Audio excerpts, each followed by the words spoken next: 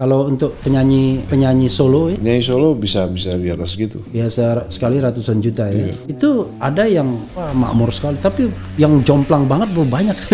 Ya, yang jomplang rata-rata kan bukan penyanyi, Bang. Rata-rata pengarang lagu. Karena pengarang lagu kan harusnya kan dapat income-nya kan pasif kan harusnya kan. Tapi ya ini tadi sedang saya perjuangkan sendirian nih. Karena kayaknya agak sulit nih mengajak teman-teman untuk berjuang untuk ini gitu. Saya sendiri nggak tahu kenapa gitu.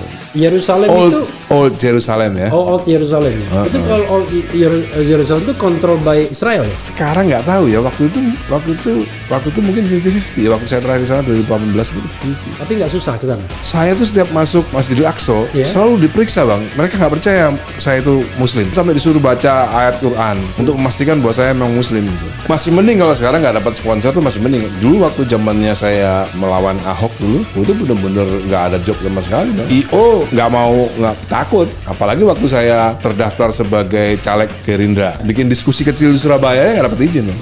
Makanya orang saya sama Once kan sarjana hukum UI kan. Kalau ngomong hukum sama saya belum tentu menang karena saya banyak mengalami proses hukum. Nah, kadang-kadang kan kita sebagai bapak itu kan punya ekspektasi ya kepada anak ya. Saya nggak punya. Saya dari awal nggak pernah punya ekspektasi macam-macam sama anak saya. Karena kebanyakan orang tua yang saya lihat tuh terlalu tinggi ekspektasi sama anak sehingga banyak kecewa gitu. I see. Tapi yang hal yang paling membanggakan ya El menang tinju kemarin itu baru sekali.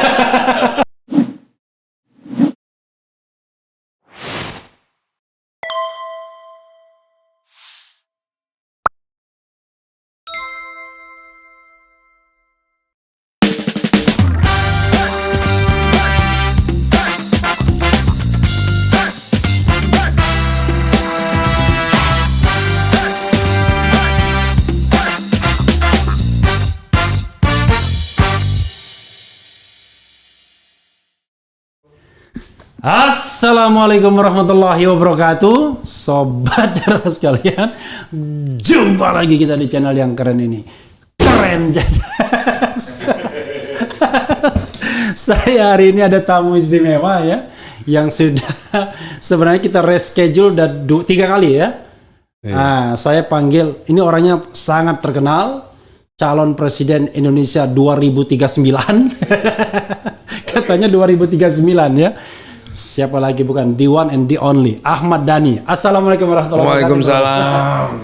Saya panggil Bung ya. Silahkan. Soalnya Bung itu saya bilang masih bisa jadi calon presiden. Oke, ya. Kalau Mas ya paling wali kota Solo. Iya. Jadi sobat era sekalian, kita ngomong tentang musik dulu ya. Musik, politik, Islamofobia, nanti macam-macam lah. Bung Dhani, Dewa mau melakukan konser di Palembang. Hari Sabtu ini. Oke, jadi sebagai orang Palembang, saya merasa tergerak juga ikut rame-rame. Udah beli tiket tuh, Bang, saya buat apa? Sudah beli tiket? Garuda, iya. Allah naik Garuda Allah. kita harus sumbangsi lah supaya Garuda nggak kolaps kan. Oh, okay. Ini saya mau naik Tapi Garuda. utangnya banyak banget soalnya. Iya, makanya kita harus naik Garuda terus, Bang, supaya nggak sampai Utangnya kolaps. 130 triliun. Itu gara-gara apa sih, Bang? Gara-gara I don't know. Gara-gara mismanagement pasti. Nggak manajemen yang lama atau yang baru? Ya, lama dan baru mungkin. Sama ya. Iya. Soalnya 134, keuntungan BUMN keseluruhan itu cuma 126. Itu yang dibangga-banggakan kan. Utang Garuda sendiri 134. Baru satu BUMN tuh. Baru satu BUMN yang kira-kira mau kolaps ya. Tapi Dan, mungkin orang kan lihat dulu ya, Bung Dhani ya. Saya ingin itu di Palembang itu dalam rangka 30 tahun. Dalam rangkaian ya. Dalam rangkaian Dirgahayu 30 tahun Dewa 19 berkarir. Oh. Bukan umurnya ya, umurnya 35 tahun. Umur Dewa 19 35 tahun. 35 tahun sejak berdirinya tahun 1987. 87. Tapi ini dianggap 30 tahun berkarir. Berkarir ya. Oh, maksudnya dari album pertama ya. Kira-kira puncak karirnya lah ya kan? Bukan, awal karir kan? Awal karir ya. 92. Kan album pertama langsung meledak, bukan 92. begitu? Ya meledaknya pelan-pelan lah. Pelan-pelan. Pelan-pelan. Meledaknya pelan-pelan. Kayak Big Bang. Kayak Big Bang. Expanding. Expanding dan masih terus berlangsung. Masih terus berlangsung. Jadi berapa kota? Dalam narasinya Iya. itu 30 tahun berkarya Iya. di 30 kota menyanyikan 30 lagu. Allahu Akbar. Gitu. Dari 30 kota itu berapa kota yang sudah? Baru tiga. Apa aja? Kemarin pertama Surabaya, lalu Pekanbaru, lalu Medan. Sekarang ke Palembang. Surabaya itu kota kenangan ya. Surabaya pertamanya. Pertamanya. Kick off-nya di Surabaya. Kok itu pilihannya dari Karena- Surabaya ke Medan dulu? Nggak Pekanbaru? tahu saya. Nggak tahu itu. Oh, itu manajemen ya ngatur semuanya? Bukan manajemen, dari IO-nya. Oh, IO-nya. Oh, IO-nya. Jadi ini tanggung jawabnya dewanya sendiri? Maksudnya atau dari pihak IO yang 30 kota IO itu? 30 kota. IO 30 kota itu melaksanakan program daripada GBHN kita, Bang. Oh. Iya. Tapi masih kalah dengan di Sumatera Barat. Kalau Sumatera Barat 50 kota. Tahu dia. Jadi Dewa 19 itu punya GBHN juga, Bang. Oh, oke. Garis-garis besar haluan ngeband. Orang yang ngeband ya. Kalah Republik ini kenapa? Republik ini udah gak punya GBHN loh, Bang. Nggak punya. Gak ada Republik ini gak punya GBHN. Walaupun kalau orang tata negara tuh agak bingung juga GBHN itu, karena GBHN itu yang bikin cuma 2 lembaga kan begitu. Iya. Sementara kalau undang-undang yang bikin tambahan pilpres. It is another story. Tapi dari 30 lagu itu pasti 30 lagu ya? Iya, 30 lagu. Yang kita mainkan tuh sekitar 26 atau 27, 3 lagunya itu di video. Oh, Gitu. oke. Tapi pasti 30 Iya, lagu? pasti 30 lagu. Oke. Itu lagu pertama apa tuh biasanya, Bung? Lagu pertama itu harus kita ambil dari lagu album pertama. Harus? Jadi lagunya bedanya tour kita dengan konser-konser yang biasa. Iya. Kalau tour tuh kita harus memainkan lagu-lagu yang mungkin tidak terkenal, Bang. Oke. Tapi terkenal di kalangan baladewa. Oke. Nah, jadi mungkin kalau bukan baladewa sejati, dia dengar lagu pertama judulnya Selamat Pagi, Bingung. bingung ini lagu apa ini. Oke. Tapi kalau untuk baladewa, dia akan senang banget. Oke. Karena dia belum pernah dengar Dewa 19 mainin lagu itu dalam live. Apalagi di cover orang. Iya. Oke. Terus lagu berikutnya juga dalam 3 lagu pertama itu ada Still I'm Sure We Love Again. Itu lagu-lagu yang belum pernah kita mainkan bahkan bersama Ari Lasso maupun Once. I see. Gitu. Oh, itu lagu kapan? Jadi, Lagu album pertama tahun 92. dan itu 1992. vokalisnya siapa? Ari Lasso waktu itu Ari yang Lasso. pertama ya. Iya, Tapi iya. meskipun Ari Lasso vokalnya, Ari Lasso pun nggak pernah bawain lagu itu live. I see, live ya. Oke, tapi di dalam album pertama ada. Ada. Oke, itu Bung Refli dan Pak Dedani sehat selalu. Dibilang Pak De. Ini life begins at 50 tahun ya. Iya. Selamat ya, 26 Mei kemarin. ABG kita kan. ABG. Anak baru gocap. Anak baru gocap ya. Iya. Jadi lalu yang lagu-lagu yang hit pasti dinyanyikan dong. Itu pasti masih nyanyikan. Jadi menurut Bung Dani dari semua lagu Dewa itu yang paling hits apa? Yang paling hits ya? Yang paling hits ya Separuh Nafas lah. Separuh Nafas ya. itulah. Yang kau penipu gitu ya. Iya. Yang ujungnya kapan? Ada ya. Itu bukan kau Dewiku. Oh iya. Enggak, soalnya saya bikin lagu. Oke. Saya bikin lagu khusus untuk itu. Oke. Judulnya Lelaki Penipu. Oh, Lelaki Bisa Penipu, di search di YouTube. Itu baru? Dewi Lelaki Penipu. Lagu baru tahun 2018 saya rilis. Bung, kapan lagu terakhir yang diciptakan? Seingat saya lagu terakhir yang diciptakan dan buat video klip mungkin itu Lelaki Penipu itu, Bim. 2018. 2018 ya. Saya bukan Habib. Iya. Tadi barusan ketemu Habib. Jadi masih ke bawah-bawah. Oh iya 2018 ya. 2018 saya rilis sebuah lagu judulnya Lelaki Penipu oleh Dewi All Star. Dewi All Star. Liriknya bagus, nanti abang coba dengerin deh. Oke, Lelaki Penipu. Tapi Iya. itu udah rilis. Sudah. Dewi All Star itu berarti semua Dewi. Diambil beberapa, ada yang baru, ada yang lama gitu. Oke. Tapi Dewi masih ada? Sekarang masih vakum. Masih vakum ya, Masih karena yang tua-tua barusan hamil, punya anak, yang muda-muda juga barusan hamil juga, jadi ya tunggu dulu. hamil semua. Tapi Mahadewi masih ada. Sebenarnya practically sih belum ada ya, belum sempat saya aktifkan lagi. Oke. Kita lagi mau mikir karena dengan Dewa aja kita cukup Repot. nih selama pandemi sampai sekarang ini. Tapi Republik Cinta Manajemen itu masih ada. Masih ada. Oke. Yang penyanyi dangdut masih ada, Dewi Persik. Udah enggak itu, udah lama enggak. Udah lama enggak. Jadi itu lagu yang paling hits dia Separuh Napas ya kan. Kau Separuh Napas. Dewiku, kau penipu. Dan uniknya Bang, fun fact ya. Iya. Fun fact. Lagu Separuh Nafas itu kan ada di album Bintang 5. Iya. Album Bintang 5 itu seluruh lagu itu kita kerjakan dengan seksama. Oke, dan dalam tempo yang sesingkat-singkat? Iya. Enggak juga ya? Enggak ya? Dengan seksama dan dengan sangat sophisticated. Oke. Kecuali lagu itu. Oh, lagu itu lagu sekedarnya aja, lewat begitu aja? Sekedar lewat aja. Kita karena lagunya sederhana, ya kita malah lebih fokus ke Roman Picisan, fokus ke Risalah Hati, fokus ke Cemburu, fokus ke Dua Sejoli. Ya. Loh, itu lagu top semua itu di Bintang 5 itu ya? Iya. Karena itu saya semua itu top semua. Iya itu. Bintang 5 memang salah satu album tersukses lah. Artinya gini, kita fokus aransemen ke lagu-lagu itu, kita nggak fokus ke Separuh Nafas. Tapi justru yang malah yang terkenal malah Separuh Nafas. Oke. Tapi lagu yang disukai Roman Picisan kemarin kita ketemu. Ya.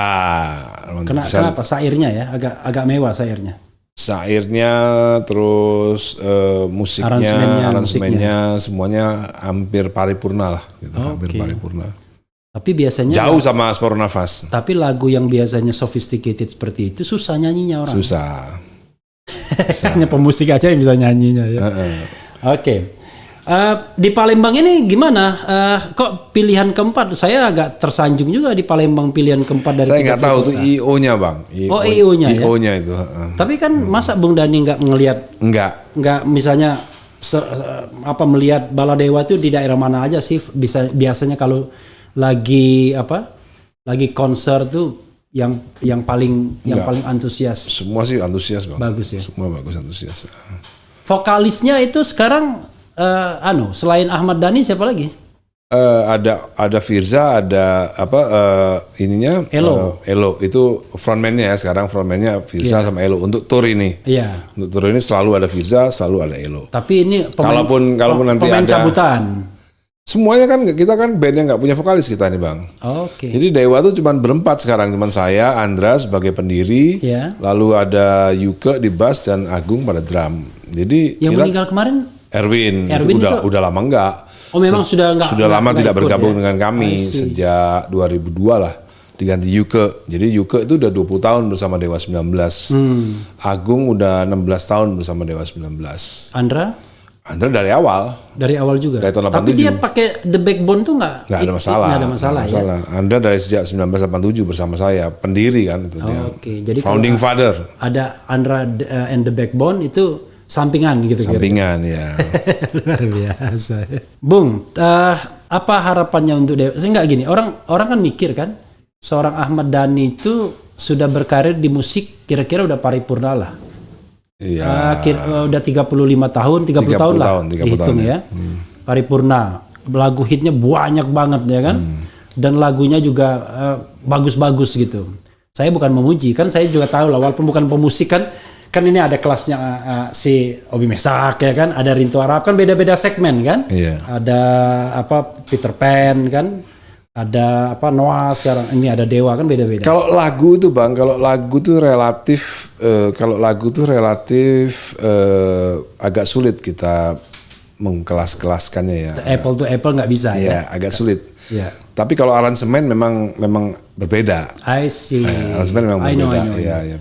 Karena Dhani kan juga pernah nyanyi lagu dangdut kan? Iya. Lagu Tidak Semua Laki-Laki ya? Apa? Bukan. Pasrah. Pasrah lagunya siapa? Sakit gigi. Muxin Altos. Enggak, ada juga katanya. Enggak, waktu itu Pasrah. Pernah. Yang mana? Selain kayaknya di tempat Bung Dani. Itu lagunya yang bapaknya Lewaldi, lagunya Lewaldi. Pasrah tuh Lewaldi. Oh, Pasrah ya? Pasrah tuh yang nyanyi Muxin. Baik pengarangnya Lewaldi. I know. Lebih baik kamu. Iya itu. Aku dengan itu. Tapi tetap dengan suara ini kan, suara yang aransemennya kan beda rock, kan? Dan tidak cengkok dangdut kan. I see. Jadi seorang Ahmad Dhani ini sebenarnya ingin disebut komposer atau arranger? Semuanya ya, musician ya, musikus jadinya. Serah sih. Nah, kan pertanyaan tadi Bung ya. Kan Anda kan sudah 30 tahun ini menjalani karir musik ini. Itu mau nyari apa lagi? Nggak ada. Makanya kalau kaosnya kemarin saya lihat full timernya politician. Part timernya musician. Iya. Itu main-main atau serius itu? Serius. Oh. Orang taunya Ahmad Dhani the best in musik, kok tiba-tiba Serius. mau beralih ke politik. Politik kan hanya membuat seorang Ahmad Dhani langsung dipenjara. Ya, bagus lah, itu kan modal yang bagus. Modal yang bagus, inisiasinya Ya, luar biasa. Modal Ya. yang baik itu. Tapi misalnya gini ya, tapi nyiptakan lagu tetap. Enggak juga, enggak juga. lagu ya enggak tergantung permintaan sih, tergantung harga juga. Kalau harganya agak oke ya boleh lah gitu. Oh, jadi sekarang ini based on order.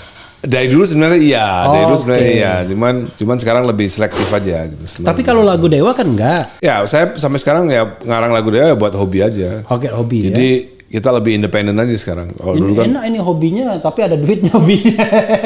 ya sekarang hobi ya kan. Kalau kemarin Sang Alang datang ke sini kan, hobi, tapi nggak ada duitnya itu lagu. Beda. Ya kalau saya kan hobinya kan sekarang hobi. Kalau dulu kan kerja keras, ya kan. Oke. Selama 20 tahun kan mungkin kita kan kerja keras. Oke. Saya suka cerita sama Al Eldul tuh. Iya. Kamu boleh tanya sama bundamu ya. Iya. Bagaimana ayah dulu waktu masih muda ya, isinya cuma rekaman, ngarang lagu, Iya. ngarang lagu gitu. Nggak ada Main-main. waktu untuk main-main, waktu untuk ke klub gitu ya, waktu nggak ada. Makanya padat banget kan dari umur saya 20 tahun sampai umur saya 40 tahun tuh padat banget. Selama 20 tahun tuh benar-benar bekerja. Jadi ya sekarang ya tinggal menikmati aja, Bang, gitu kan. Nah, bentuk menikmati itu kan kayak musik itu kan investasi ya. Iya. Investasi itu kan diwujudkan dengan royalti ya. Iya. Itu royalti tiap dapatnya? Tiap bulan, tiap tahun? Ada yang tiap 3 bulan. Oke. Rata-rata tiap 3 bulan. Tapi itu relatively cukup untuk hidup senang. Kalau untuk hidup sederhana iyalah. Oh, tapi kalau untuk hidup senang beda lagi ya? Beda lagi karena ya sistemnya kan di Indonesia kan belum beres sebenarnya. Makanya Royalti itu ya? ya sebenarnya makanya saya suka menyindir kepada musisi-musisi yang dukung Jokowi dulu tahun 2014 2019. Apa hasil yang dukung Jokowi itu Kontribusinya apa gitu ya? Iya. Mereka sampai sekarang masih pusing soal pembagian royalti. I see. Masih pusing mereka soal pembagian royalti. Persoalannya atau uangnya terlalu kecil dapatnya atau karena uangnya besar. Uangnya besar. Tapi transparansinya nggak ada. Ya, potensi WAMI dan potensi lembaga kolektif untuk naik royalti di luar perusahaan rekaman ya. Iya. Jadi gini aku jelasin Bang. Jadi royalti itu ada yang termonetize, ada yang tidak termonetize, yang sulit dimonetize. Iya. Ada kalau yang bisa dimonetize itu biasanya perusahaan rekaman yang collect. Ya kan, misalnya penjualan CD, penjualan RBT, penjualan audio WAV, ya Spotify dan lain. YouTube juga ada. YouTube kan bisa dimonetize kan, termonetize. Iya. Kalau termonetize itu royaltinya udah fix. Jadi itu di lembaganya ada record label atau lembaga ini publishing namanya. Jadi pengarang lagu harus punya ya seperti jual buku lah kan ada publisher itu. Artinya publisher itu adalah publishing itu adalah mengkolek sesuatu yang bisa dimonetize. I see. Nah, ada satu lagi Bang yang namanya sesuatu yang tidak termonetize. Misalnya lagu di setel di hotel, lagu di play di restoran, lagu di play di radio, lagu di play di TV. Itu yang tidak sulit. Bukan tidak bisa. Sulit termonetize ya. Atau yang dinyanyikan orang di karaoke. Ini potensinya besar sekali Bang. Potensinya besar sekali, itu triliunan. Tetapi potensinya triliunan. Tapi yang bisa dikolek sampai saat ini tuh mungkin antara 100 sampai 200 miliar. I know. Kalau misalnya gini ya, kalau kita YouTube tuh, kadang-kadang tuh si Ogi kan yang kalau kita bicara YouTube Bang, itu termonetize semua. Enggak, maksudnya gini. By system ya. By system. Tapi maksudnya gini, kadang-kadang orang tanya tuh, itu kan ada yang tidak dimonetisasi. Ada kan kelihatan di situ. Pokoknya tiba-tiba dia tidak ada copyright claim-nya. Tiba-tiba meledak, baru kemudian diklaim. Ya yang salah yang punya lagu. Yang salah yang punya lagu. Jadi kenapa dia tidak terdaftar? Karena kalau dia sudah daftarkan di publishing bikin sistemnya sehingga siapapun yang nyanyi pasti terklaim. Sekarang pertanyaannya adalah, kalau kita menyanyikan lagu orang di YouTube itu harus izin nggak? Nggak harus. Nah, nggak harus ya? Nggak harus. Soalnya ada orang bilang, ini mengcover lagunya ini sudah izin belum? Saya Nggak bilang, harus. kalau izin itu nggak akan jalan kita. Nggak harus. Itu banyak harus, yang banyak yang kurang paham. Iya. Aku boleh teh manis nih. Itu Soalnya boleh. udah mulai habis soal ininya. Sama, Kering. saya juga. Teh manis oke. Teh manis oke. Itulah enaknya di kita ini. Iya. Jadi ada teh manis itu. Nah, dikasih gulanya itu ya. Nah, jadi tidak harus ya? Tidak harus. Oke. Karena dengan sistem kalau pengarang lagu itu punya publisher, lagu-lagu sudah terdaftar kan otomatis itu langsung diklaim sama publishing. Soalnya Karena ada metadatanya kan. I see. Soalnya ada yang bilang, wah dia enak sekali ngomong, dia nggak izin dengan saya dan lain sebagainya. Loh, Nah, ya karena kurang pengetahuan aja soal itu, Bang. ya, saya membayangkan ya karya seni kok minta izin dulu ya kan? Yang paling penting orang perform dan kemudian memang ada sistem untuk royaltinya kan? Ya, untuk di YouTube memang nggak harus izin. Tapi Iya. kalau di panggung, Bang, itu kalau di panggung itu Iya. harus ada izin. Di panggung. Di panggung ya. Di panggung. Maksudnya panggung komersil kan? Panggung komersil iya, ya. Panggung komersil, panggung ya. komersil, iya oke lah. Komersil, ya. Tapi kalau panggung sekolah atau apa ya enggak kan? Panggung kafe juga enggak. Tapi sekarang pertanyaannya adalah panggung panggung non komersil tapi dimasukkan YouTube tiba-tiba meledak. Ya kan YouTube udah bisa langsung. YouTube sudah klaim. bisa ya. Selama masuk YouTube udah bisa dimonetize. Oke. Nah, yang potensi besarnya itu adalah di sesuatu yang tidak bisa dimonetize ini, Bang, yang saya tadi Oke. bilang. Itu potensinya bisa sampai 1T 2T. I see. Karena Per tahun. per semua total per tahun ya. tahun ya. Total per tahun ya. Iya. Bayangin, Bang. Itu kalau dilakukan, tapi memang pemerintah belum ikut campur kan memang. Saya juga nggak tahu kenapa pemerintah nggak ikut campur. Kan ini kan lembaganya lembaga bukan non pemerintah kan. Iya. Lembaga kolektif ini kan namanya, meskipun di bawah Kemenkumham, Iya. cuman belum benar-benar pemerintah yang menjalankan ini. Oh, ini jadi lembaga semi independen, semi otonom. Iya, gitu. Jadi kita ya maka dari itu saya suka tanya sama mereka yang dulu dukung Jokowi kan banyak Iya. juga. Iya. Apa nih udah hampir 10 tahun nih royalti masih berantakan kan ya kan? Itu lembaga itu lembaga sendirian, Lembaga nasional LMKN kan namanya. Maksudnya satu-satunya. Satu-satunya. Ketuanya siapa sekarang? Aduh saya lupa saya. Itu ditunjuk oleh Ditunjuk oleh Kemenkumham. Allah Akbar. Gitu. Oh, jadi lembaga semi otonomnya begitu. Oke. Bung, kalau kita lihat ya, kan kalau dilihat penyanyi, pemusik ini, wah ada yang kehidupannya gemerlap sekali kan. Sekali show, mungkin I don't know exactly berapa sih sekarang tarif termahal sekali show itu? Ratusan juta ya? Kalau untuk penyanyi Iya. penyanyi solo ya? Penyanyi solo bisa di atas gitu. Biasa sekali ratusan juta ya. Itu ada yang makmur sekali, tapi yang jomplang banget banyak. Ya, yang jomplang rata-rata kan bukan penyanyi, Bang. Oke, menyanyi. Yang jomplang rata-rata bukan penyanyi, rata-rata pengarang lagu. Oke, Ya, I see. karena pengarang lagu kan harusnya kan dapat income-nya kan pasif kan harusnya kan. Iya. Tapi ya ini tadi itu yang sekarang sedang saya perjuangkan sendirian nih. Gitu. Oke. Karena kayaknya agak sulit nih mengajak teman-teman untuk berjuang untuk ini gitu. Saya sendiri nggak tahu kenapa gitu. Ya kalau berjuang memang jarang orang yang mau. Kalau seneng-seneng banyak yang mau. Kalau udah berhasil banyak yang merapat Iya, ya.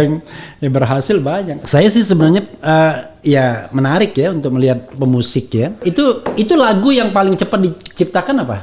Saya agak lupa ya. Atau yang paling berkesan lah, yang paling berkesan ya. Kalau yang paling berkesan ya mungkin lagu yang saya buat ciptakan untuk anak saya, Bang. Judulnya Kamu-Kamulah Surgaku. Oh, yang ada gambar-gambar di kolam renang gitu. Ya, itu Tahu lah saya video itu 2007 ya. Kamulah surgaku. Kamu-Kamulah Surgaku. Itu kenapa itu inspirasinya? Ya karena lagu itu berdasarkan pengalaman hidup kan, benar-benar bagaimana perasaan saya kepada anak-anak saat itu.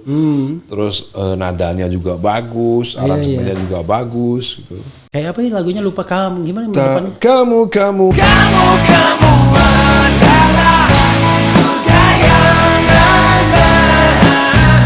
adalah surga yang ada dalam hidupku.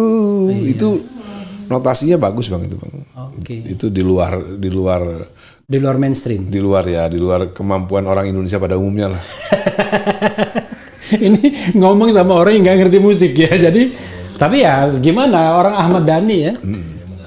Musician itu nggak boleh sombong kecuali Ahmad Dhani. Itu aja sudah di mana-mana.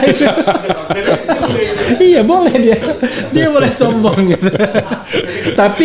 tapi bisa. ya persoalannya kalau dia nggak punya kualitas, dia akan tenggelam di zaman. Tapi kalau punya kualitas sih gitu.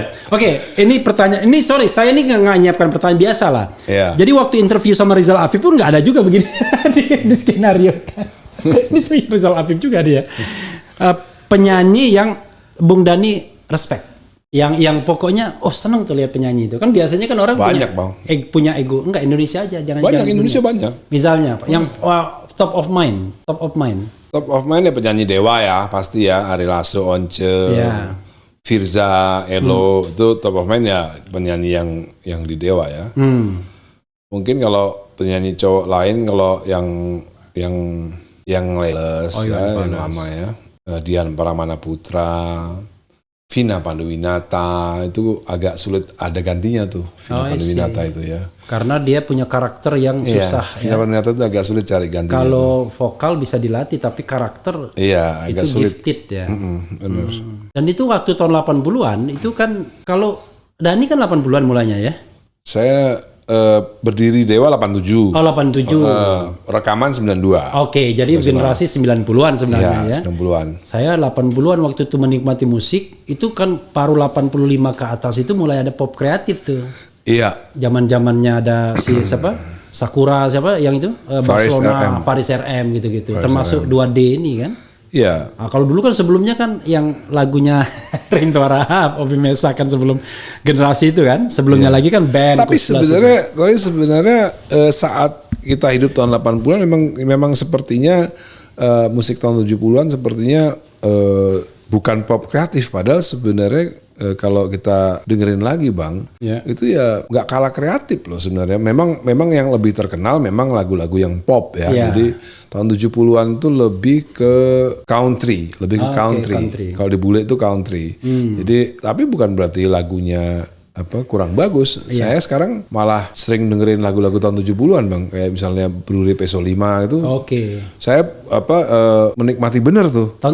Itu kan tahun 70-an tuh 70-an, bagus. ya. Tapi kan 80-an awal kita dilanda oleh lagu-lagu itu pop kan. cengeng dulu ya, pop cengeng. Harmoko kemudian ngeband segala itu. Ya, pop cengeng. Tapi ya itu tadi. Saya nggak mau menyebutkan namanya, takut pencemaran nama baik. Kalau gimana? I Want to Break Free. Ya, kalau I Want to Break Free itu di aransemennya salah. Ya. Jadi lagu cengeng tuh. Tapi karena yang aransemen Queen, ya, produsernya juga bagus, ya nggak jadi lagu cengeng. Jadi. Tapi dulu kayaknya Bung Dhani pernah juga ya, I Want to Break Free itu anunya. Pernah. Dengan aransemen yang berbeda kan. Nah waktu ngaransemen begitu langsung ke Queen atau gimana? Kebetulan waktu itu perusahaan rekamannya sama. Queen kan EMI di internasional, kami EMI Indonesia. Jadi lebih gampang. Jadi bisa dipakai ya. Bisa gampang, bayar. Tapi tetap ke publishernya. Publisher dulu, minta izin dulu kalau itu. Kalau untuk bikin di CD harus minta izin dulu. Beda sama YouTube. Karena mereka kan lebih lebih ketat kalau soal begitu ya. Bung, di Palembang itu nanti 30 lagu, penutup lagunya apa? Antara Separuh Nafas atau Kamulah Satu-Satunya lah, antara dua itu. Jadi biasanya kalau misalnya saya nonton Dewa, kan awal-awal mungkin lagu santai dulu gitu ya. Lalu mulai menghentak tuh lagu apa biasanya? Mulai menghentak sayangnya nih. Apa? Cinta Gila. Cinta Gila itu yang mana? Yang aku takkan rela bila kau tinggalkan. Pokoknya Cinta Gila itu ada juga ungu itu. Ikut-ikut kita tuh dia. Oh iya itu Cinta Gila. Duluan kita soal 2005. Ini kan di sini nih saya dari kemarin itu sudah saya publikasikan ini 30 tahun Dewa ini di beberapa video saya. Di sini tiket dibelinya di nftticket.com. Kemudian Loket, di Loket itu on the spot ya? Enggak. Oh enggak on the spot. Enggak, itu online tuh. Online tetap. Oh jadi semuanya online. Enggak tahu saya itu. I see. Betul-betul pemusik yang lainnya enggak. Terlalu banyak soalnya Bang yang dipikirin. Terlalu banyak, 3 kota ini saya nggak tahu bahkan belinya di mana. Ya tapi saudara sekalian kalau mau nonton itu pelaksanaannya diulangi judul tadi. Pelaksanaannya di gedung apa tadi? Gitu. Palembang Palembang Sport and Convention Center, Oke, PSCC. Oke, Palembang Sport and Convention Center. PSCC ya, tiket nft.com, loket.com atau Gotix. Oke, jadi sobat era sekalian ya, wong Palembang yang mau nonton Wong Kito Galo. Wong Kito Galo, Wong Kito Galo, Wong Kito Gilo dan Wong Kito Galau. Nah. Tapi yang nyanyi ini harus Wong Kito Gelo. harus Wong Kito Gilo ya. Wong Kito Gelo. Karena kalau tidak gila dengan baladewa nanti nggak bisa nikmati kan. Jadi karena musik itu kalau kita nggak tahu lagunya nggak enak nontonnya kan. Iya. Biasanya kita nggak tergerak ini lagu apa ya kan gitu. Jadi kalau kita lihat tuh kehidupan Bung Dhani luar biasa sekali. Itu dari musik semua, nggak ada dari bisnis yang lain. Rumah di Pondok Indah, lebar sekali rumahnya. Mungkin 3.000 meter. Enggak, 700 sekian lah. 700 sekian. 700. Tapi tingkatnya banyak. Iya. Kolam renang di atas. Tapi kalau jadi pejabat publik, beliau ini akan susah mengkalkulasi hartanya. Dia punya villa loh. Villanya ada, tapi bukan harta yang susah dikalkulasi itu harta-harta yang bersejarah itu. Kan itu kan istilahnya priceless. Ini apa? Intangible. Iya, intangible. Jadi priceless. Jadi tapi harus measure sendiri, ngukur sendiri. Karena kalau enggak nanti wah, soalnya banyak sekali piring-piring lama. Barang tertua ada dari abad keberapa itu, Bung? Di rumah itu. Saya malah barang tertua malah dikasih Fadlizon. Ada apa? Patung kecil tuh. Tahun? Wah, itu kayaknya tua banget itu. Tua banget itu. Jadi beliau ini dengan Fadlizon itu sama gilanya dalam mengkoleksi benda-benda bersejarah. Yeah. Apapun dikoleksi. Pokoknya yang penting benda bersejarah ya. Pokoknya yang tua aja. Termasuk lemari-lemari apa gebyok-gebyok macam-macam itu, foto-foto dan lain sebagainya. Memang itu udah hobi ya memang ya. Iya, nggak kuat kalau lihat barang tua tuh. Saya punya teman kaya raya di Malaysia terus ngundang saya, ayo kita ada hotel mewah Hyatt baru di Kuala Lumpur. Saya sewain lah Presiden Suite. Saya nggak nyaman kan, nggak menikmati, nggak bisa nikmati saya barang baru itu. Oke. Kalau mau marmer semuanya barang-barang baru di Presiden Suite misalnya Hilton atau Hyatt, nggak bisa nikmatin saya. Jadi yang nikmati barang-barang tua. Barang-barang tua gitu. Saya lebih baik nginep di hotel Joglo tua gitu. Itu baru saya menikmati benar-benar. Kalau di Jogja itu hotel heritage yang agak tuaan sedikit. Nggak tua banget sih, tapi agak nuansa. Itu ditua-tuain tuh Bang. Dituatuain. Iya, dituatuain. Kalau yang hotel tua itu di Surabaya tuh Hotel Mojopahit. Kan tua beneran Bang. Dulunya kan Hotel Oranye. Iya kan? Iya, sekarang jadi Hotel Mojopahit. Itu hotel tua beneran. Iya, masih ada nggak? Masih ada. Gila. Waktu pandemi tutup ya. Iya. Tapi kalau kota favorit tetap Surabaya ya, selain Jakarta. Kalau saya ditanya kota favorit saya Bandung Bang. Oh Bandung. Kenapa Bandung? Ya menurut saya karena itu tadi masih banyak rumah tuanya, masih banyak gedung tuanya. Gitu. Jadi cara saya memandang itu memang agak sedikit berbeda. Saya memang suka kota tua gitu. Jadi Jakarta kota tua, tapi heritage-nya itu tidak preserve seperti Bandung. Bandung banyak rumah tua. Yang dijaga ya. Iya. Saya suka lihat rumah-rumah tua itu suka banget, dan saya suka sedih kalau ngelihat dulunya ini daerah tua tapi bangunannya sekarang baru semua. Jadi kalau beliau ini pilih Eropa atau Amerika pasti Eropa. Iya. Eropa lebih tua-tua. Saya lebih suka Turki, lebih tua lagi. Oh lebih tua lagi. Iya dong. Unfortunately saya belum pernah ke Turki. Itu harus Bang. Jadi saya mau diundang teman ke Turki, udah berangkat. Padahal sekarang gampang banget ya. Harus. Dan banyak sekali orang kaya raya nggak pernah ke Turki. I see. Banyak, karena ya itu tadi salah. Ya kalau orang kaya baru saya rasa sukanya memang Amerika Serikat gitu. Tapi kalau orang kaya yang punya knowledge soal peradaban pasti dia akan suka kota-kota tua. Turki itu Istanbul pastinya. Iya dong, Istanbul kan tua banget lah Bang. Ya kan? Tapi kalau ditanya lagi sama Abang kota-kota di dunia, saya mungkin mau menyetak kaos atau saya tempel di kaos saya gitu ya. Kalau Tony Bennett itu Frank Sinatra tuh Chicago is my kind of town. Kalau saya Jerusalem is my kind of town. Wow, luar biasa. Pernah ke sana Jerusalem? Pernah dong. Yerusalem Old Jerusalem ya. Old Jerusalem ya. Itu kalau Old Jerusalem itu control by Israel ya? Sekarang nggak tahu ya, waktu itu mungkin 50-50 ya, waktu saya terakhir di sana 2018 itu 50-50. Tapi nggak susah ke sana. Saya tuh setiap masuk Masjidil Aqsa Iya. selalu diperiksa bang. Mereka nggak percaya saya itu Muslim. Oke. Sampai disuruh baca ayat Quran I see. untuk memastikan bahwa saya memang Muslim gitu. Karena kelihatannya Rabi Yahudi. Nggak tahu. Beliau juga kelihatannya beda. Iya, nggak dipercaya gitu. Bung Abang Dani, belum pernah ke Yerusalem juga ya? Belum pernah. Harus bang. Bareng saya. Insya Allah. Nah katanya tahun depan ya? Februari saya. Februari ya? Februari tanggal 17 itu Isra Mi'raj. Tapi aman kan? Aman ya? 17. Kita rencananya bareng Dewa bang. Kebetulan Dewa punya vokalis Muslim. Kebetulan. Iya. Selama ini kan Nasrani melulu kan. Ari Lasso I Nasrani, see. Once Nasrani, terus Judika Nasrani. Iya. Terus sekarang dapat Muslim. Namanya Dua-duanya. Firza. Elo Nasrani juga. Oh, tapi kan mereka kan cuma cabutan kan sebenarnya? Iya, tapi kan ini kita rencananya sama vokalis yang Firza ini rencananya mau umroh bareng. Oh maksudnya umrohnya kapan? Umrohnya Februari 17. Lalu ke Pokoknya tanggal 17 Februari 2003 kita ada di Aqsa. Gitu. ya Mungkin saya udah dibilangin itu. iya, mungkin berangkatnya sebelumnya. Oke. Mungkin berangkatnya sebelumnya. Pakai ini kan? Pakai ada travelnya. Iya, oke travel. Berapa orang nanti semuanya? Loh kalau Dewa kan memang mengendorse kepada siapa nanti yang mau ikut bareng Dewa itu Oke. memang kita endorse. Oke.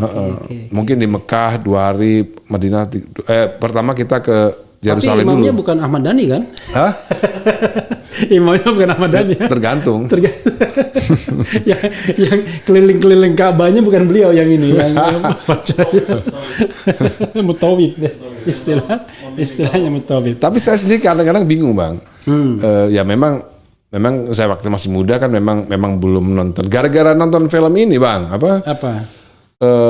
Kingdom of Heaven. Oke, Kingdom of Heaven. Gara-gara nonton film Siapa itu. yang kurus itu? Yang dia main film ini juga? Siapa? Orlando Bloom. Ya, Orlando Bloom. Orlando Bloom. Iya. Orlando Bloom. Saya memang terkesan sekali kan sama film itu kan. Iya. Jadi ketika Evergreen loh. Iya, Evergreen. Iya. Jadi gara-gara nonton film itu, jadi ya saya terobsesi gitu ngelihat karena Yerusalem itu Masjidil Aqsa itu old ya, terutama old city-nya ya, old Iya. Yerusalemnya itu termasuk Aqsa-nya Iya. itu kan as it is bang, I see. tidak ada pembaharuan. I see. Artinya di pinggir-pinggirnya tidak ditambahin gedung-gedung tinggi kan nggak ada. Iya. Jadi old city itu kalau kita kembali ke 1000 tahun yang lalu ya masih sama bang. Itu yang menarik buat saya gitu loh. Kan saya kan Itu suka yang barang katanya tua. dengan spekulasi bahwa di bawahnya itu the Kingdom of Sulaiman. Ya saya rasa sih kalau orang Yahudi mau pasti mereka punya ide untuk ngerebut Yerusalem karena itu memang barang asli itu bang. Oke. Otentik itu.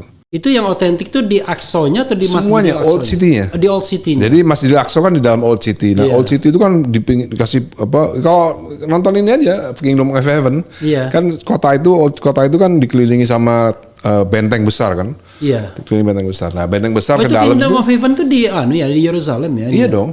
Itu kan cerita. Enggak, saya pikir kan bisa aja yang syuting kan tidak harus. Oh enggak, syuting memang tidak harus. Iya. Syuting memang tidak harus, tapi penggambarannya itu hampir mirip, Bang. I see. Hampir mirip. Jadi kan Kingdom of Heaven kan tentang Sultan Saladin kan. Iya, tentang Saladin, tentang Salahuddin Al-Ayyubi memenangkan perebutan itu kan Iya. dengan pasukan Perancis waktu itu. Iya, perang salib. Jadi kalau ngelihat film itu terus ngelihat aslinya ya kayak aslinya bang, persis. I see. Gitu. Kalau begitu saya Kingdom of Heaven saya akan tonton lagi. Harus bang, harus. Karena saya nonton tapi yang saya nggak terkesan, bukan terkesan, nggak ingat ornamen belakangnya. Harus, karena itu banyak dialog-dialog yang bagus juga tuh di situ. Karena saya tuh senang sejarah juga. Iya. Jadi kan yang sedihnya kita dari sejarah ini, terutama sejarah Islam, the true warrior of Islamic story. Mungkin dunia juga world story. Itu kan salah satunya Khalid bin Walid kan. Iya. Nggak pernah kalah itu orang. Dari seratusan perang yang dia ikuti nggak pernah kalah. Minta mati syahid nggak mati-mati. Matinya di atas tempat tidur. Iya. Kan Khalid bin Walid. Tapi kan kita nggak punya penggambaran audio visual yang baik, yang bagus tentang Khalid bin Walid itu. Iya, sebenarnya termasuk ini Bang. Nanti kalau misalnya sebelum tidur nanti buka YouTube atau buka Google Abdullah bin Jubair. Oke, Abdullah bin Jubair ya. Iya, itu nggak kalah seru juga itu Bang. Abdullah bin Jubair itu. Itu kan salah satu khalifah yang gagal lah. Iya. Khalifah yang gagal karena dia nggak sukses menjadi khalifah. Dan Khalifah di mana? Dinasti apa? Umayyah, Abbasiyah? zamannya Umayyah menuju Abbasiyah. Oke, I see. Jadi beliau itu adalah cucu daripada Abu Bakar. I see. Abu Bakar As-Siddiq. Anak daripada Asma. Jadi dia ponakannya Aisyah. Oke. Jadi beliau itu awalnya Asma binti Abu Bakar. iya, makanya dia cucunya kan. Awalnya dia waktu perang Jamal antara Aisyah lawan Sayyidina Ali, dia membela tantenya dong. Iya. Nah, tapi ketika Husain dipenggal kepalanya, dia nggak terima. Dia nggak terima dan dia ngelawan waktu itu Yazid masih. Yazid bin Abu Sufyan. Yazid bin Muawiyah bin Abu Sufyan. Iya. Nah, waktu itu Yazid bin Muawiyah bin Abu Sufyan. Iya. Lalu kan dia kan meninggal, Yazid meninggal diganti anaknya cuma 3 tahun, terus habis itu diganti lagi Marwan bin Malik kalau nggak salah namanya saya. Nah di situ perangnya antara situ Bang. Jadi kalau abang bilang Khalid bin Walid tadi meninggalnya di tempat tidur, Abdullah bin Jubair meninggalnya disalib Bang. Disalib oleh khalifah saat itu. Ini menarik Bang. Iya nanti saya lihat ya. Itu di YouTube ada ya? Di YouTube ya ceramah Abdullah bin Jubair, nanti kan keluar penceramah-penceramahnya. Iya, Abdullah bin Zubair ya. Zubair ya. Abdullah bin Zubair. Jadi kalau Abdullah bin Jubair bin Awam. Bin Awam ya. Itu satu generasi itu top semua itu. Oke. Jadi beliau ini sobat era sekalian banyak pengetahuannya. Tapi memang menjadi musisi itu harus cerdas kan? Nggak tahu juga saya. Nggak tahu. Kalau dia mau bikin syair, bikin apa kan kalau dia harus punya horizon pengetahuan tertentu kan. Tapi mungkin gini Bang, jadi kan banyak orang yang ngapain sih jadi politisi gitu kan. Iya. Nah masalahnya kan orang nggak tahu kalau ayah saya kan anggota DPR GR tahun 1966. Oke, yang tambahan ya. Iya, jadi setelah PKI disingkirkan, kemudian ada penambahan-penambahan. Iya. Dari unsur mana waktu itu? Unsur Partai Perti. Perti. Perti. Jadi ayah saya dari mewakili Dapil Surabaya waktu itu. Dari Surabaya masuk. Jadi ayah saya DPR GR 66 sampai 71. 71 waktu kan pemilu nggak masuk ayah saya. Nggak masuk. Tapi ikut pemilu gitu. Nah, jadi setelah Perti gabung, udah nggak ikut lagi di P3. Nah, dia nggak setuju dia. Dia termasuk orang yang nggak setuju difusi ke P3 gitu. Jadi politik itu pembicaraan sehari-hari sebenarnya. Jadi bayangin aja Bang, ayah saya kan tahun 71 pensiun dari DPR. 71 pensiun dari DPR. Ayah kelahiran tahun 35. Oh 35, kayak ayah saya sama kurang lebih. Masih muda waktu jadi DPR itu masih muda, masih umur 30-an waktu itu. 66 kan, masih umur 36 ayah saya lahirnya. Jadi masih umur 30 waktu jadi anggota DPR. Waktu pensiun tahun 71 itu artinya kan ayah saya kehidupannya kan dari pensiunan DPR RI kan. Artinya saya makan minum susu waktu itu lahir tahun 1972 ya dari DPR kan. Dari pensiunan DPR kan. Jadi ya wajar lah kalau sekarang saya ke politik kan. Jadi politik bloodnya itu. Iya. Gitu. Jadi sebenarnya ngeband itu sebenarnya kesasar Bang. Kesasar. Tapi begini Bung Dani ya. Kadang-kadang kita tidak bisa memadukan dua profesi sekaligus. Seperti misalnya jadi musician dengan jadi politician. Pasti bentrok tuh. Kadang-kadang orang pengen melihat, aduh pusing saya pengennya Dani ya musik aja. Pasti banyak kan yang begitu kan, Anda kan pasti merasakan kan? Ya. Gitu. Gimana cara menjembataninya? Karena bisa-bisa fansnya mereka butuh pengertian aja Bang. Mereka butuh pengertian karena mereka nganggap saya ini belum punya penerus. Ahmad Dhani ini belum punya penerus gitu. Jadi sayang kalau saya meninggalkan musik gitu. Kesan yang saya tangkap itu. Ya cuman masyarakat kan belum paham banget kalau darah saya ini kan darah politik gitu kan, bahwa saya sebenarnya kesasar aja di musik dan masyarakat kan belum paham apa bedanya sih dokter jadi politisi, psikolog jadi politisi, atau tentara jadi politisi, apa bedanya musisi jadi politisi itu juga bedanya apa gitu loh. Ada bedanya karena kalau dokter itu dia nggak punya followers, ya kan, nggak punya fans, ya kan? Kan kita dealing with people kan? Iya. Begitu kita dealing with people, orang nggak rela. Saya pengen menikmati Dhani sebagai seorang musician, ya kan? Tapi tiba-tiba dia main politik. Let's say beginilah paling gampang. Dewa mengadakan konser. Saya yakin tuh nggak ada BUMN yang mau sponsor. Ada nggak? Sorry to say. Kalau sekarang iya sebenarnya. Iya. Masih mending kalau sekarang nggak dapat sponsor tuh masih mending. Dulu waktu zamannya saya melawan Ahok dulu, Iya. itu bener-bener nggak ada job sama sekali bang. Justru Bahkan job pun tak ada. bahkan Apalagi sponsor. IO nggak takut. Iya. Apalagi waktu saya terdaftar sebagai caleg Gerindra 2019, Iya. bikin diskusi kecil di Surabaya ya nggak dapat izin bang. I see. Kan gini. Kalau kita jadi musician paling enak ikut penguasa. Ikut penguasa itu apa-apa enak, apa-apa karpet merah, ya kan? Iya. Orang kita nggak butuh pun dicari-cari, kira-kira begitu, dikasih kebutuhan, ya kan?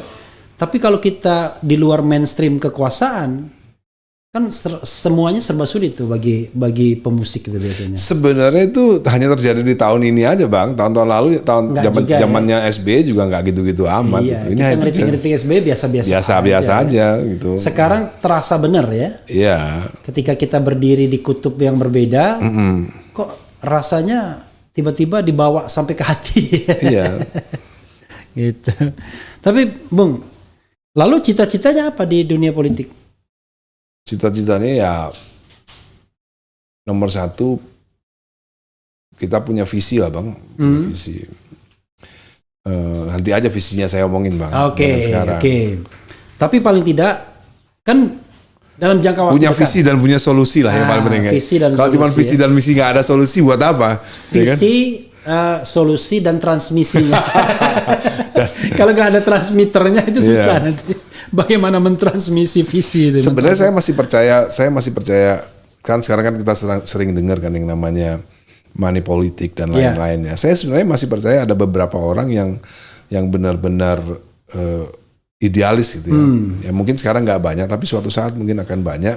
Bahwa suatu saat Indonesia akan mulai bergerak lagi seperti zaman Cokro Aminoto dulu bergerak ya bang ya, tanpa money politik, dengan pergerakan benar-benar pergerakan dari rakyat. Karena itu saya rasakan benar waktu di Surabaya, waktu pileg di Surabaya itu benar-benar tuh pergerakan tanpa uang sama sekali bang. Kan saya kan di penjara kan, saya di penjara terus teman-teman relawan. Waktu di penjara itu masih dalam status sebagai caleg ya? Iya.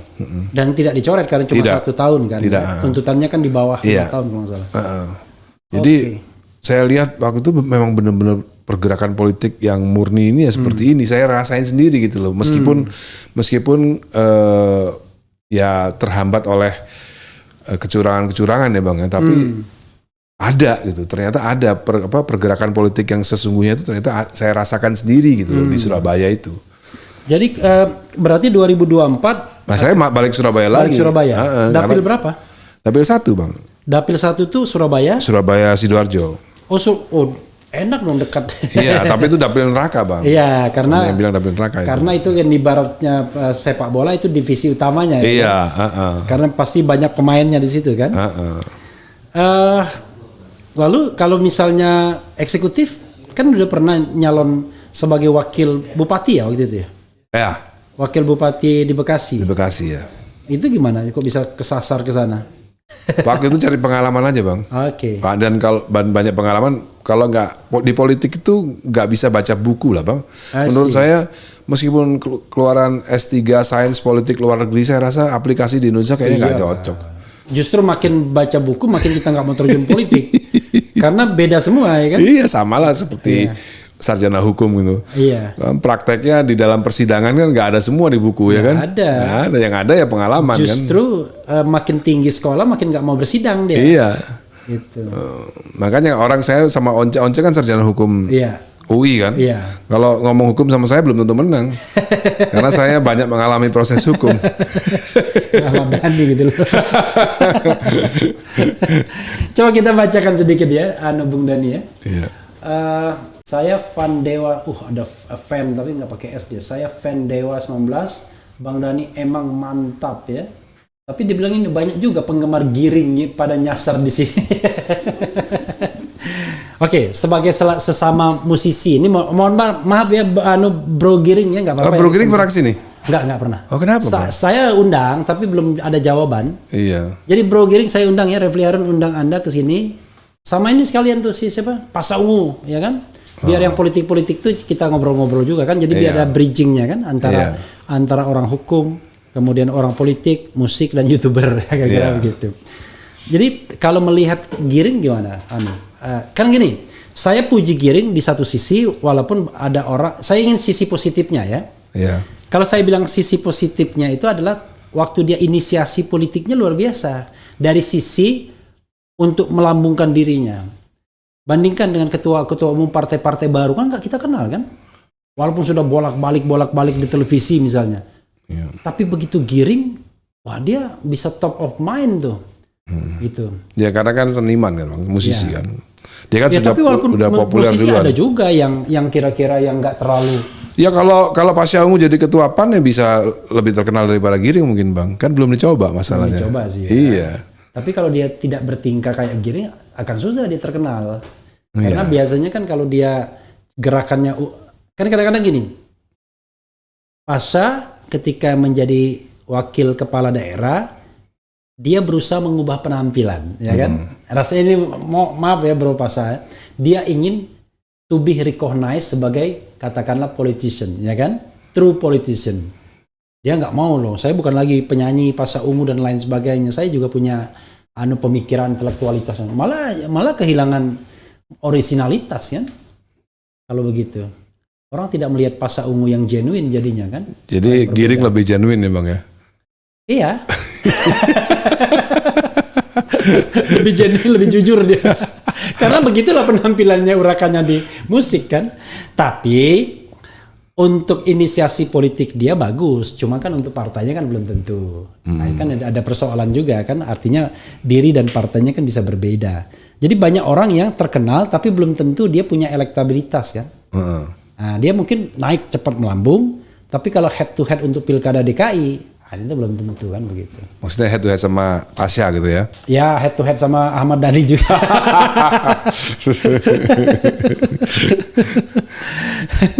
Jadi saya itu Anda kok bikin musik gini? Itu lagu itu ya. Berapa ratus sekarang nyiptakan lagu sudah kira-kira? Kalau yang potensial hits sih 100 lah Bang, potensial 100. ya, potensial. Tapi kalau lagu yang terpublikasi ya sekitar segitulah. 100 yang dipublish ya. Dari yang sangat terkenal dan kurang terkenal. Oke. Yang not publish banyak. Yang semua terpublish, Bang. Oh, semua terpublish. Apalagi ada YouTube sekarang ini. Iya, semua terpublish. Oh, semua terpublish itu 100 berapa? 120, 130 lah. 120, 130. Itu hitungannya banyak apa sedikit atau biasa? Sedikit. Sedikit ya? Iya, karena saya nggak terlalu produktif juga gitu. Yang dikenal paling banyak menciptakan lagu siapa di Indonesia ini? Ya mungkin Melly Guslo lebih banyak. Oh, Melly Guslo lebih banyak ya. Yofi mungkin lebih banyak. Saya nggak tahu ya, belum ngecek ya. Kalau lagu dangdut kayaknya ciptaan Rhoma Irama semua. Oh iya. Iya. Rasanya Rhoma Irama semua ya. Tapi saya menurut Wami, ya, saya itu selalu ada di 5 besar, Bang. Kalau pembagian royalti itu 5 besar, terbesar lah. Yang paling besar siapa? Ganti-gantian, ada Rhoma Irama, ada Arianto gitu. Oh, Arianto masih dapat juga ya? Iya.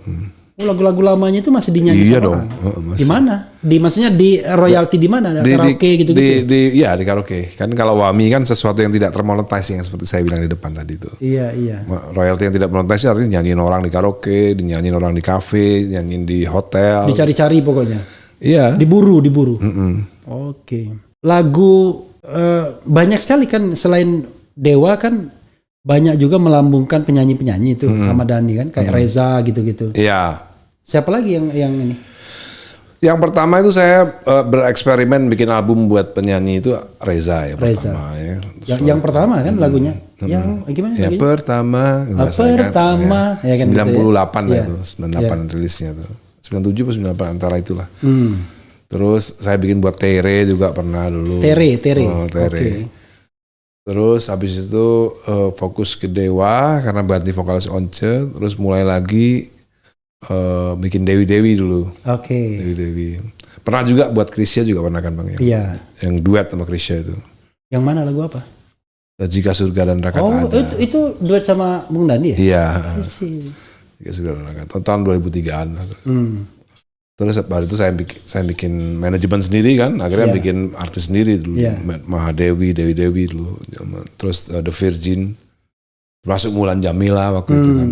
Ratu dulu juga saya yang buat dulu. Oh, Ratu Bung Dandi yang bikin? Iya dong, kan saya penggemar Queen kan. Iya. Saya penggemar Queen, nyari nama ya Ratu aja. Ratu. Oh, I see. Jadi apa? Dulu ada musik, ada macam-macam tuh, Ahmad Band gitu-gitu. Ya. Kemudian Ahmad ada Band 98, ada Triad 2007, Triad 2007. Triad tuh The Rock Ahmad Dhani Indonesia. The Rock. The Rock Ahmad Dhani Triad, The Rock Indonesia. The Rock Indonesia Ahmad Dhani. Ahmad Dhani ya. I see. Triad itu waktu Judika dulu Mahadewa. Di Mahadewa. Mahadewa ya. Oke. Saat Dewa Once menyatakan keluar tahun 2010, saya bikin Mahadewa waktu itu. Oh, dengan vokalis Judika. Judika. Ya. Disitulah Judika mulai naik lagi ya. Iya. Kata Setelah orang. Indonesian Idol. Iya benar, saya juga lagi ngikutin setelah di Mahadewa naik dia gitu. Tapi ya enggak lah, menurut saya sih ya karena emang waktunya naik.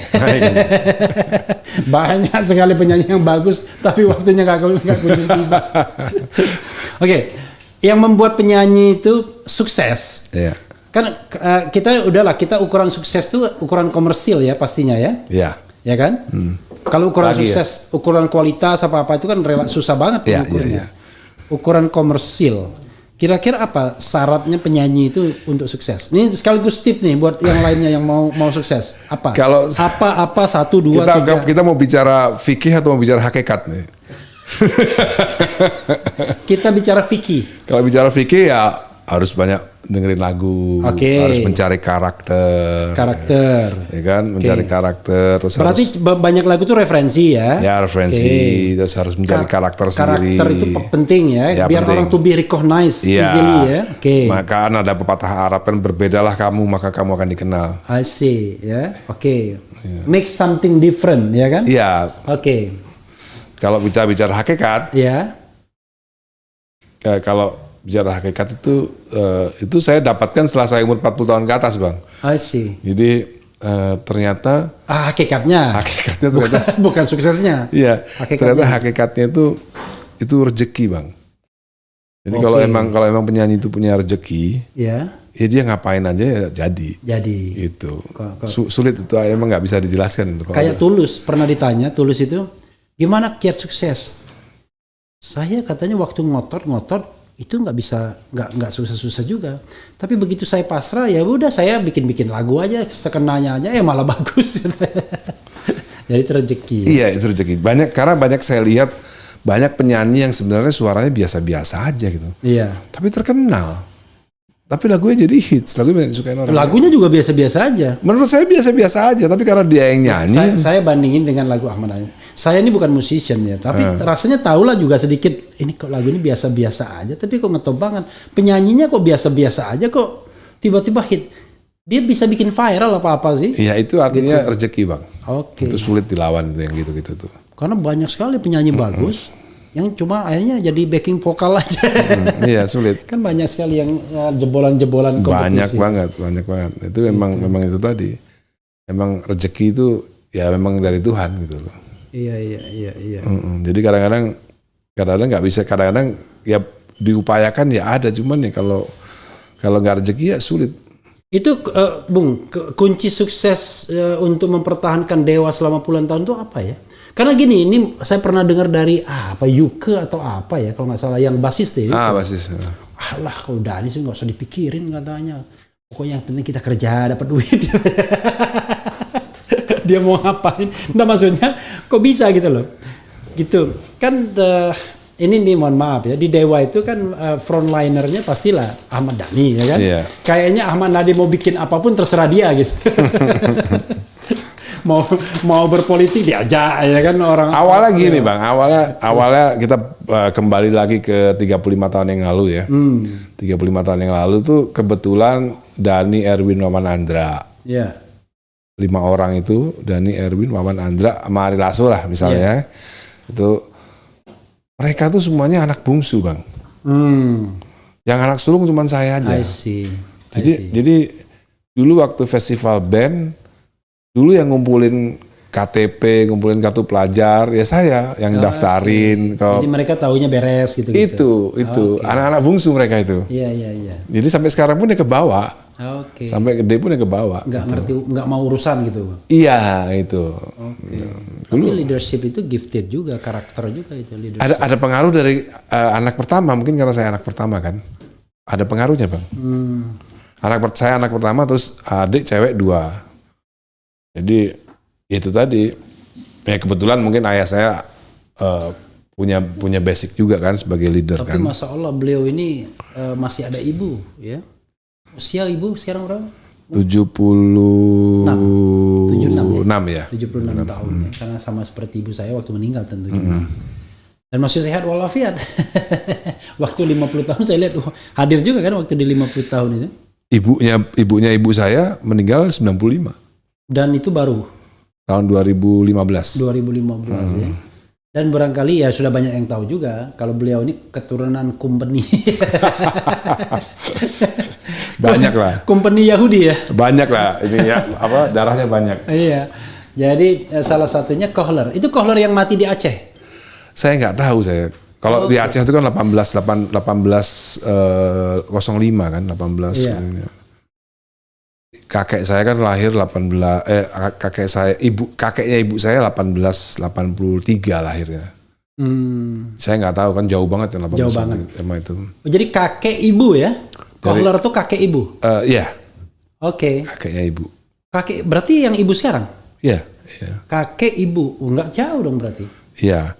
Jadi bapak. Hitungannya Jadi cicit dong. Cicit Kohler. Ibu saya punya bapak namanya Freddy Rudolf Paul Kohler. Oke. FRP Kohler, Freddy Rudolf Paul Kohler, bapaknya. Bapaknya ibu. Ya. Oke. Oh, berarti udah bule. Iya. Oh, jadi bapaknya ibu sekarang udah bule. Iya. I see. Terus bapaknya lagi kakeknya mama saya namanya Jan Peter Frederick Kohler. Oke. JPF, Jan Peter Frederick Kohler ya gitu. Nah, saya cuma sampai situ aja Bang taunya. Fotonya ada. Oh, fotonya ada. Dan dua-duanya ini dua Kohlernya lahirnya Surabaya semua. I see. Menarik. Jadi Kohler, melahirkan ibu, melahirkan Dhani. Iya. Oh ya nggak jauh dong berarti. Iya. Berarti kakek langsung bule. Ya, kalau dari ibunya ibu saya juga bule juga, tapi dari Portugal. Namanya Antonis. Jadi dulunya itu Portugal yang pertama kali datang ke sini itu kakeknya ibu saya dari sisi ibu gitu. Kalau Bung Dhani ini kalau di televisi dia nggak kelihatan bule-bulenya. Kalau asli adalah. Nurunnya kan ke anak saya Bang. Iya, nurunnya ke anak ya. Jadi dia ditunda di bapaknya ditunda, nurunnya ke anak. Yang paling bule itu siapa? Si Anu ya, si Al ya. Jadi saya di dalamnya yang bule Bang. Iya. Cara berpikir, ini dalamnya. Muka enggak emang. Ya, oke. Arabnya ada juga. Ada Al-Habsi dari ibunya neneknya nenek saya itu Al-Habsi. Oke. Jadi ada Al-Habsi juga, tapi dari ibu ya. Dari ibu. Jadi tidak Habib. Kalau sudah Habib Ahmad Dhani luar biasa. Itu langsung undefeated, nggak bisa dikalahkan lagi sudah. Ya. Kalau kita ngomong soal putra ya, Bung Dhani putra 5 sekarang kan? Putra putri ya? Iya. Jadi 3 dari Maya, 2 dari Mulan. Ini. Itu tapi nggak bagus pertanyaannya nih. Tapi gini, kadang-kadang kan kita sebagai bapak itu kan punya ekspektasi ya kepada anak ya. Saya nggak punya. Nggak punya. Saya nggak punya. Saya dari awal nggak pernah punya ekspektasi macam-macam sama anak saya. Karena kebanyakan orang tua yang saya lihat tuh terlalu tinggi ekspektasi sama anak sehingga banyak kecewa gitu. I see. Saya nggak punya. Nggak Saya punya misalnya Al dulu Nggak. harus bermusik gitu. enggak, ya? enggak. Tapi yang hal yang paling membanggakan ya El menang tinju kemarin itu baru sekali. Baru sekali saya bangga punya anak itu. Dan terus terang waktu ronde ketiga nonton saya. Ronde satu, ronde kedua hampir kalah. Hampir kalah ya. Ronde ketiga begitu menang langsung lompat-lompat. Begitu lagi mukul-mukulin langsung dia mau nyemangati. Tapi kok boleh ya? Ya namanya juga amatir kan. Namanya bukan amatir, selebriti. Iya. Tapi seperti tidak amatir loh tinjunya tuh. Oh iya. Persis kayak tinju profesional beneran itu. Si El kan biasa ngebuk drum ya kan. Jadi tangannya juga udah kuat. Tapi kan dia sekolah di Inggris ya? Iya. Di apa? Mengambil apa dia? Manajemen ya, S1. Manajemen. Ya, S1. Selesai sudah. Sudah selesai. Oh, tapi dia belum belum atau ikut Dia masih belum menentukan mau ambil Mau S2 ngapain? atau mau langsung. Saya kan punya perusahaan baru nih sekarang nih. Mungkin kalau apa perusahaannya? Saya kemarin kan launching kalau nggak salah. iya, kita punya Dewa 19 Super Apps kan. Apa itu? Aplikasi. Oke. Jadi oke. Super Apps jadi macam-macam. Jadi aplikasi orang tuh bisa. Termasuk karaoke ada. Iya. Jadi dari jual aplikasi itu ya. Iya. Oke. Jadi aplikasi musik. Macam-macam. Jadi karaoke sebenarnya, aplikasi karaoke. Jadi orang bisa punya karaoke, bisa bikin karaoke di rumah, bisa buat karaokean untuk berbisnis juga bisa gitu. Oke. Dan itu L yang pegang. Ya, dan ini menjadikan tadi sesuatu yang tak termonetize, Ya. sekarang bisa dimonetize. I see. Jadi Gitu. itu ada sistemnya nanti. Ada sistemnya. Jadi kalau orang menyanyikan lagu itu Ada di dashboard langsung. dashboard. Langsung ketulis hari ini siapa nyanyi lagu Arianto, siapa nyanyi lagu Ahmad Dhani, siapa nyanyi lagu Yovie Widianto, semuanya ada di dashboard semua, nggak bisa bohong. Dan Jadi itu sebenarnya ditagihkan. jadi ini sebenarnya perkembangan baru. Jadi ya inilah salah satu perjuangan saya gimana caranya pengarang lagu tuh bisa dapat royalti yang lebih transparan ya. Selama ini kan nggak transparan, Bang. Lalu misalnya katakanlah saya beli software kan? Download. Oh download. Nah saya download softwarenya. Lalu saya install di rumah. Lalu saya nyanyi. Itu langsung bisa dipantau. Bisa. Lalu saya ditagih nanti. Kan bayar, Bang. Hah? Kan bayar. Oh I see. Karena itu online ya. I know. Jadi begitu saya mau nyanyi ya bayar. Nah, kita sekarang lagi percobaan itu Rp5.000 masih untuk 1 jam. Rp5.000 per 1 jam Per dan 1 jam. Anda mau nyanyi lagu apa aja terserah. Dan Nah, itu tapi di situ di-record nanti iya. untuk bagi royalti. Iya, I know. Kita barusan aja hari ini, Bang, dapat deal dari Selmi ya, dari sebuah badan yang memang punya otoritas terhadap itu. I see. Gitu. Jadi kita dapat izin dari mereka. Jadi karaoke bukan karaoke gambar binatang, Bang. Oke. Jadi gambarnya benar-benar video klip. Misalnya karaoke nyanyi Noah ya Noah beneran. Video klipnya Noah resmi gitu loh. Oke, dan itu berarti dealing dengan publishernya Noah gitu? Bukan, dengan Selmi tadi itu perusahaan. Selmi. Jadi dia sudah menjadi perantara. Ya, asosiasi perusahaan rekaman. Oke. Gitu. Oke. Barusan hari ini tadi deal. Jadi kita berani launching. Tadi bikin video launchingnya juga. Itu Al Eldul sekarang ikut Bung Dhani atau ikut Maya? Kalau Al sama El dari dulu ikut saya. Oke, kalau Dul Sejak 2014 ikut ibunya. itu yang dulu sudah selesai kan? Apa itu? Itu yang Dul yang Bung Dhani harus belum, Bang. Belum. Masih saya tanggung. Per Katanya, bulannya masih saya tanggung. Sudah hampir 10 tahun ya. berapa orang yang ditanggung? 5 orang. 5 orang janda ya. 5 orang janda berarti jadi 5 orang janda itu ya? Iya. Termasuk anak-anaknya juga. Waktu itu kan yang meninggal 7 ya. Yang meninggal 7, 1 masih muda, terus 1 lagi itu kita bayar lunas. Nah, terus yang 5 lagi itu kita masih bayar per bulannya. Per bulan. Sampai nggak tahu sampai sekolahnya selesai. Oh, sekolah anaknya selesai. Iya. Ada yang udah kuliah, ada yang masih baru SD sekarang. Berapa anaknya? Ada macam-macam, ada yang anaknya waktu itu masih 2 tahun waktu Enggak, itu. jumlah semuanya akhirnya yang sekolah. Ada yang 1 ibu, ada yang 2, 1 ibu ada yang 3, 1 ibu ada yang 4 gitu. Sudah ada yang tamat ya tapi? Udah 10 tahun kan? Tamat SMA udah, ada yang kuliah belum. Kita lagi mau review lagi nih. Oke. Berat juga ya? Berat bang, udah 10 tahun nih, hampir 10 tahun saya nanggung. Iya. Tapi kan harta dewa kan banyak. Ya enggak bang. Kan ada kembang kepisnya juga. Sebenarnya kalau royalti ini jalan dengan baik sebenarnya sih enak sebenarnya. Sebenarnya pendapatan dewa terbesar tuh di off air atau di apa? Di on air. On air kan nggak banyak kan? On air di TV kan gitu-gitu doang. Kan? Iya. Di off air ya. Off air lah ya. Off air ya. Itu off air itu biasanya modelnya apa? Sponsor atau event organizer? Macam-macam ada yang IO, ada yang ya rata-rata semua IO ya, kadang-kadang rata-rata semua IO, entah itu acara pernikahan atau acara gathering gitu ya. Oh, jadi IO itu siapa aja tiba-tiba dia pengen meng-hire dewa gitu-gitu. Iya. Itu biasanya dewa terpublikasi nggak? Sekian gitu atau tergantung negosiasi ya? Ya tergantung negosiasi. Iya. Dewa kan sekarang berempat, jadi cuma bayar orang berempat aja. Yang lainnya kalau mau ngundang Ari Lasso atau ngundang Firza ke masing-masing gitu.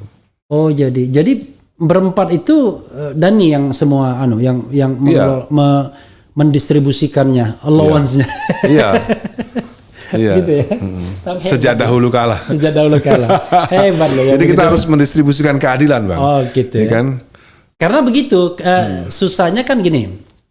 Yang paling berat adalah ketika kita harus mendistribusikan untuk orang lain. Karena kan kita juga bagian dari itu. Ya. Itu gimana caranya bisa menghindari? Perlu ada kematangan dalam berpikir bang. Oke. Dulu drummer kita Wawan dulu Juniarso itu keluar dari Dewa karena dia merasa band itu kalau bikin album pembagiannya harus sama. I see. Gitu. Meskipun dia nggak ngarang lagu. I see. Iya. Waktu itu memang belum ada peraturannya waktu itu bang. Saya bikin peraturan sendiri. Peraturannya apa? Ya nggak mungkin dong masa yang ngarang lagu dapatnya sama-sama nggak yang ngarang lagu, yang bener aja common sense kan. Iya.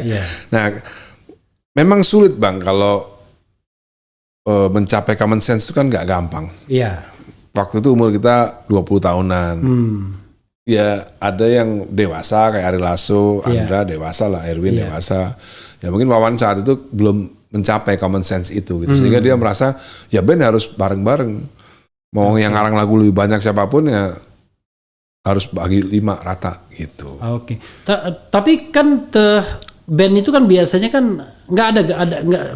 Sekarang akhirnya ada peraturannya bang, udah dari perusahaan rekaman udah aturannya. Oke. Jadi dari royalti dari penjualan kaset 100%, dari penjual yang dijual ke grosir ya, 100% itu band itu atau artis itu antara 6, kalau solo album itu pertama 6, band 10, kalau band yang ya paling dari 10 sampai 15% lah. Itu aturan dari record label ya, mereka yang ngatur. Oke. Record label yang ngatur. Kalau nanti pengarang lagu 10% juga bang. Oke. Jadi bayangin bang, band itu bayarannya 10% dari harga CD yang digrosir ya. 10% untuk pemain band, 10% untuk pengarang lagu bang. Apple to apple. Apple to apple sama. Jadi 10% itu dari 100% awal. Bukan 10% dari 10% itu bukan. Bukan. Oke. Jadi posisi pengarang lagu tuh memang menentukan presentasinya. Memang ya tadi itu waktu itu memang belum ada aturannya. Nah, saya menentukan sendiri, nggak mungkin lah masa pengarang lagu dapatnya sama yang nggak ngarang lagu. Kalau off air begitu juga. Off air begitu juga. Beda kalau vokalis kan biasanya vokalis kan ada dilebihkan juga nggak ya? Ya bisa jadi seperti itu, tergantung juga gitu. Tergantung juga. Misalnya kalau masing-masing band kan punya kebijaksanaan sendiri-sendiri. Kalau Firza sama Elo ini berarti di hire. Jadi IO nge-hire sendiri. Oke. Bukan kita, dari kita harganya. Jadi IO meng-hire sendiri. Kalau IO-nya mau Once dia hire Once, kalau IO-nya mau Ari Lasso dia hire Ari Lasso. Begitu dia meng-hire Elo harus latihan sama Dewa. Udah bisa, Elo udah latihan. Sekarang sih kondisinya udah tinggal jalan kalau Elo. Enggak, maksud saya ketika misalnya nih EO mau hire Elo. Ya lo harus mau nggak mau latihan ke Dewa. Nggak usah latihan, kita udah bisa. Kita udah bisa Bang, nggak usah latihan. Oh udah bisa. Udah bisa, iya. Loh kan Elo kan bukannya Baladewa. Ya, sudah latihan dari lama, latihan dari lama. Oke, jadi udah siap ya. Udah siap. Oke. Semuanya udah siap, 4 udah siap semua. Judika masuk? Enggak Masuk. Enggak. Oh jadi 4 itu Once, Ari Lasso, kemudian Firza Elo. Semuanya si Matupang semua siang malam tunggu panggilan semua. Apalagi zaman apakah jangan COVID begini ya. Iya. Luar biasa. Apa ya? Bung RH ajak backing vokal main Laskar Cinta. Gimana caranya kita? Gimana? Laskar Cinta gimana lagunya nih? Laskar cinta, sebarkanlah benih-benih cinta. Tinggi tuh. Laskar Cinta, sebarkanlah virus-virus cinta, musnahkanlah virus-virus penista. Apalagi hidupnya di Jakarta. Saya mau membacakan ini terlalu banyak ya. The Real Living Legend Master Mr. Ahmad Dhani Prasetyo ya. Bedanya Dhani Prasetyo sama Vicky Prasetyo itu nggak ada ya. Prasetyo family ya. Kemudian Kumat ngelak kayaknya. Ngelak, oh ya apa ini macam? Ngelak itu haus Bang. Oh, ngelak tuh haus. Hampir 80% komen soal saya itu pasti orang Jawa. Oke. Dari 80% itu 50%-nya Surabaya. Oke, lagu hitsnya Ahmad Dhani more than 100 songs katanya, lebih dari 100 ya. Tapi kayaknya nggak pernah olahraga ya? Nggak pernah, saya olahraga malam aja Bang. Apa? Olahraga sama istri. Oh ya Allah. Enggak, biasanya kan vokalis kan jaga fisik apa-apa. Kalau pagi banyak anak Bro. Fisik, jaga fisik gitu-gitu. Ya rumah saya kan tangga semua kayak rumahnya Abang ini. Oke. Jadi setiap hari saya naik turun tangga ya udahlah gitu. Udah cukup lah ya. Udah cukup. Apalagi naik turun tangga dan takut nabrak benda apa benda purbakala. Itu kata siapa? Kata ini harga rumahnya itu 100 miliar mungkin. Iya, makanya valuasinya lebih dari 100 miliar itu valuasinya. Bung Dhani, silakan closing statement buat Baladewa dan Sobat RH sekalian. Closing statement ya nggak ada lah. Ya, yang penting kita hati-hati dalam hidup, siap-siap. Takutnya harga barang naik semua ya kan. Takutnya nanti gagal bayar, gagal gaji kita takutnya. Gagal konser.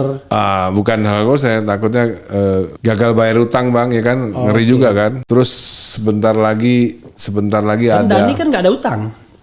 Nggak, utang negara. Utang negara. Kalau itu ya iya juga. Ngeri-ngeri sedap kan? Ngeri-ngeri ya kan? sedap, 7.000 Ngeri-ngeri sedap sekarang. itu. Iya, ngeri-ngeri sedap. Dolar udah mulai naik nih ya kan, Oke. udah mulai ngeri itu. Jadi ya hemat-hemat lah. Oke, ya sahabat sekalian itu tadi dengan Ahmad Dhani. Iya. Thank you very much ya sudah hadir di sini dan mudah-mudahan nanti kita punya seri yang lain. Karena begini, Bung Dhani, kalau ngomong di RH Channel ya kan, mungkin tidak semeledak apa kalau ngomong di artis-artis ya kan. Cuma ini orang yang penting semua. Termasuk Bin ya Bang ya. Bin nonton. Jadi Bin itu maksudnya Khalid bin Walid ya kan? Ya. Khalid bin Walid. Bukan Bang, Binnya BG. Oh boy. Padahal saya udah belokin. BG itu plat nomor Palembang. Oh iya Plat benar. nomor Kenapa kan orang kita galau kan? Mau kita galau. Wassalamualaikum warahmatullahi wabarakatuh. Waalaikumsalam warahmatullahi wabarakatuh.